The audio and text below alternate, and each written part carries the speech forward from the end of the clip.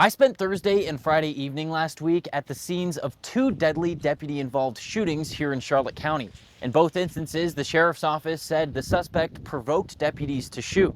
I'm Fox 4 Charlotte County community correspondent Alex Orenchuk, and I spoke with an expert about when exactly a situation crosses the threshold for law enforcement to use deadly force. I spoke with FGCU professor of forensic studies Dr. David Thomas about last week's deadly deputy-involved shootings in Charlotte County. In the two shootings that you talk about, there's not a question of whether deadly force should be used.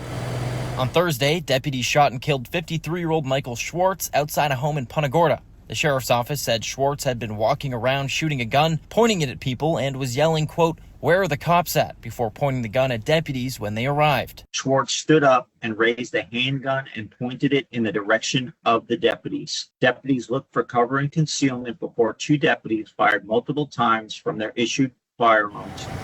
A little more than 24 hours later, deputies shot and killed 36-year-old Sean Revert in Inglewood after the sheriff's office said he had been up for days, possibly on drugs, and was armed with a machete. Despite multiple commands to put the weapon down, the man continued to move toward the deputies in an aggressive manner, ignoring orders to stop, stating, "Shoot me." In both cases, Dr. Thomas said the deputies were duty-bound to get control of the situation by any means. That's what they're paid for, is to stop that threat and to prevent further harm to other people. In fact, a neighbor of Revert's told Fox 4 that's why she called police, because he was on drugs and hallucinating, and she was worried he would hurt someone else. Dr. Thomas told me that based on the fact the suspects were armed, it likely would have been inappropriate to try and use non-lethal tools to get that control, forcing them to pull the trigger. From the perspective of being a cop having to do that's a horrible position to be in, because you recognize that there's an issue,